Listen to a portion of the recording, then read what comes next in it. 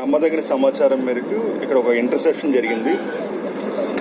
నెల్లూరు పోలీసులు అదేవిధంగా ఈగల బృందాలు ప్రత్యేకంగా ఈ ఇంటర్సెప్షన్లో పాల్గొన్నాయి.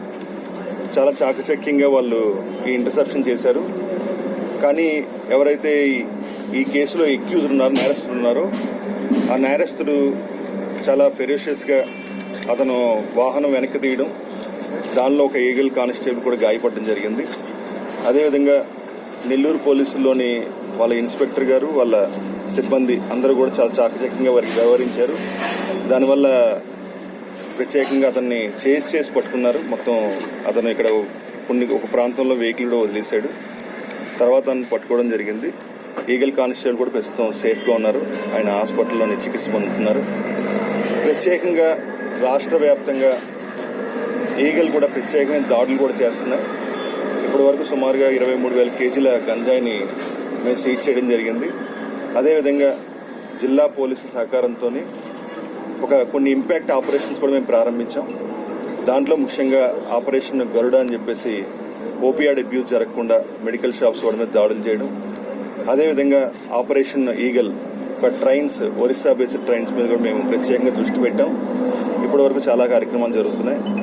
ఇటీవల కాలంలో ఆపరేషన్ సేఫ్ క్యాంపస్ జోన్, విద్యార్థులకి గంజాయి డ్రగ్స్ చేరకుండా ఉండడం కోసం 100 మీటర్ల పరిధిలో విద్యా సంస్థలు ఎక్కడా కూడా గంజాయి దొరకకూడదనే ఉద్దేశంతో ప్రత్యేకంగా ఈ ఆపరేషన్ సేఫ్ క్యాంపస్ జోన్ ప్రారంభించడం జరిగింది. సుమారుగా 25,000 అవుట్లెట్స్ మీద మనం పరిశీలించడం జరిగింది.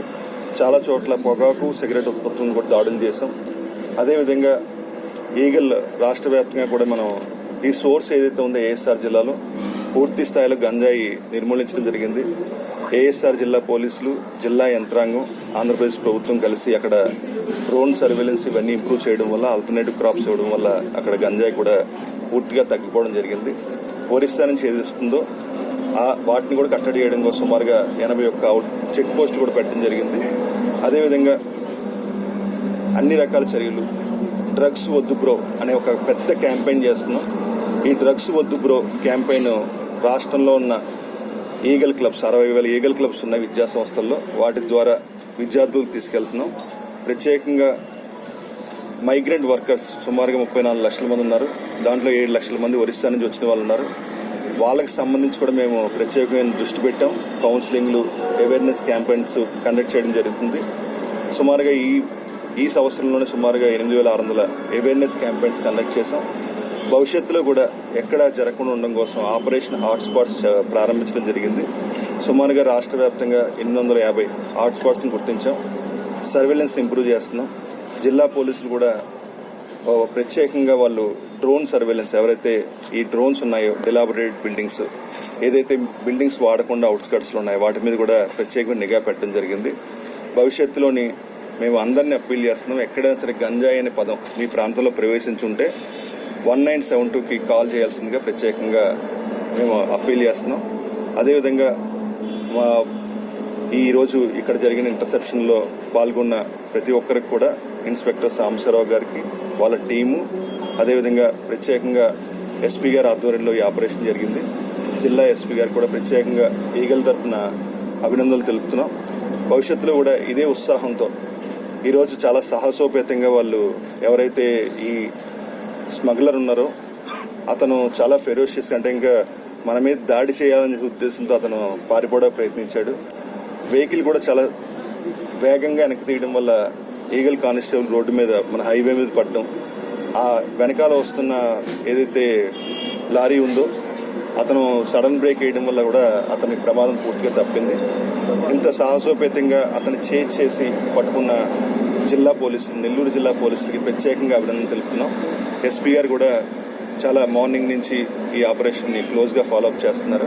ఆయనకి కూడా ప్రత్యేకంగా అభినందనలు. ఆ టైంలో మనకు కొద్దిగా ఇన్ఫర్మేషన్ వచ్చింది. సో కార్లో గాంజా అనేది మూవ్మెంట్ ఉందని చెప్పేసి నెల్లూరుకి. సో దాన్ని బేస్ చేసుకొని ఈగల్ టీమ్స్, తర్వాత మన జిల్లా పోలీసులు వాళ్ళ ఇంటర్సెప్షన్ బేస్ చేసుకొని మనం లోకల్ పోలీస్కి ఇన్ఫర్మేషన్ ఇవ్వడం జరిగింది. సో మనకు ఎప్పుడైతే పర్సన్ మనము కార్లో వస్తుందని చెప్పేసి మనకు స్పెసిఫిక్ ఇన్పుట్ వచ్చిన తర్వాత అతన్ని మనము బ్యాక్ సైడ్ ఈగల్ టీమ్స్, తర్వాత ఫ్రంట్ సైడ్ మనకు లోకల్ వాళ్ళు ఆపడం జరిగింది ఆయన వెహికల్ని.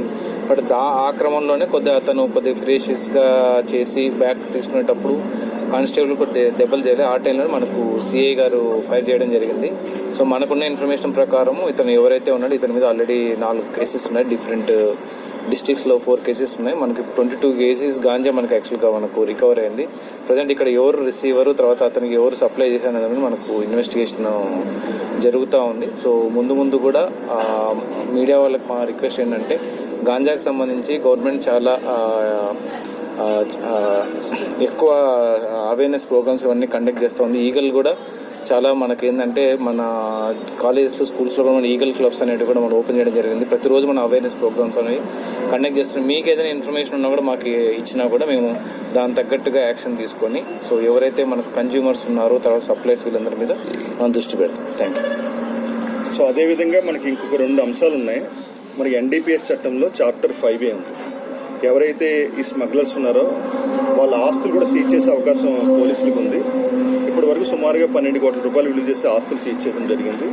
అదేవిధంగా పిట్ ఎన్డీపీఎస్ చట్టం, ప్రివెన్షన్ ఆఫ్ ఇలిసిట్ ట్రాఫికింగ్, అంటే ఇంకా పిట్ ఎన్డీపీఎస్లో 1988లో చట్టం వచ్చింది. దాన్ని మొదటిసారిగా ఈ మధ్యకాలంలో మన ఆంధ్రప్రదేశ్ ప్రభుత్వం కఠినంగా అమలు చేస్తుంది. రాష్ట్ర పోలీసులందరూ కూడా సుమారుగా 186 ప్రపోజల్స్ తయారు చేశాం. ఎవరైతే వీళ్ళు మారట్లేదో బయటికి, అంటే వాళ్ళు జైలు నుంచి బయటకు వచ్చి బెయిల్ మీద ఉండి మళ్ళీ ఎన్డీపీఎస్లో నేరాలు పాల్పడుతున్నారు. ఈరోజు మేము పట్టుకున్న వ్యక్తి కూడా సుమారుగా అతను 4 కేసులు ఇంకా పెండింగ్లో ఉన్నాయి. ఇది 5వ కేసు అవుద్ది. అతను మళ్ళీ బయటికి బెయిల్ మీద వచ్చి మళ్ళీ చేస్తున్నాడు. వాళ్ళందరి మీద నిఘా పెట్టాం. వాళ్ళందరి మీద పిట్ ఎన్డీపీఎస్ ప్రయోగించబోతున్నాం. పిట్ ఎన్డీపీఎస్లో ఒక ఎఫ్ఐఆర్ కూడా అవసరం లేదు. కేవలం అతని ప్రవర్తన ఆధారంగా మనం ఖచ్చితంగా అతన్ని 1 year దాకా జైల్లో పెట్టచ్చు. అదేవిధంగా ఫైనాన్షియల్ ఇన్వెస్టిగేషన్లో మేము అందరికీ విజ్ఞప్తి చేస్తున్నాం. మీ బంధువుల్లో కానీ, అంటే ఇంకా ఎవరైతే స్మగ్లర్ ఉన్నారో అతని ఆస్తే కాదు, వాళ్ళ బంధువుల ఆస్తులు, అసోసియేట్స్, క్లోజ్ ఫ్రెండ్స్ వీళ్ళ ఆస్తులు కూడా సీజ్ చేసే అవకాశం ఉంది. అందుకని మేము అందరికీ విజ్ఞప్తి చేస్తున్నాం. మీరు ఖచ్చితంగా తెలుసుకోండి. మీ ఫ్రెండ్ ఎవరో మీకు చేస్తున్నాడు కదా, మనకేం కాదనుకోవద్దు. మీ ఆస్తులు కూడా జప్తు అయిపోయే అవకాశం ఉంటుంది. కాబట్టి మీకు ఎవరైనా మీ ఫ్రెండ్స్లో కానీ, మీ బంధువుల్లో కానీ ఎవరైనా గంజాయి కానీ, డ్రగ్స్ కానీ ఇటువంటి వ్యాపారం చేస్తే మీరు మౌనంగా ఉండొద్దు. 1972కి సమాచారం అందించండి. అదేవిధంగా గతంలో నాకు చాలా చోట్ల నేను మీడియా సమావేశంలో కొంతమంది అడిగారు, ఈగల్లో సభ్యులు ఎంతమంది అని చెప్పేసి. ఈగల్లో రాష్ట్రంలో ఉన్న 5 కోట్ల మంది సభ్యులే. ఇది డ్రగ్స్ అన్నది అంతర్గతంగా మనల్ని బలహీనం చేస్తుంది. మన దేశానికి యువకులే చాలా పటిష్టంగా మన దేశాన్ని ముందు తీసుకెళ్ళాలి. వాళ్ళని బలహీనం చేసే ఈ డ్రగ్స్ ఉంది కాబట్టి ఖచ్చితంగా ఎవరికైనా సరే, నా క్యాంపెయిన్ కూడా ప్రతి తల్లి కూడా ఈగల్ బ్రాండ్ అంబాసిడర్. మేము వాళ్ళందరికీ విజ్ఞప్తి చేస్తున్నాం. మీ ప్రాంతంలో గంజాయి ప్రవేశించిందా, మీ కాలేజీలో గంజాయి ప్రవేశించిందా, మీ ఇంట్లో గంజాయి ప్రవేశించిందా, ఎక్కడైనా చిన్న సమాచారం ఉన్నా, మీరు విన్న అనుమానం ఉన్నా సరే 1972కి సమాచారం అందించండి.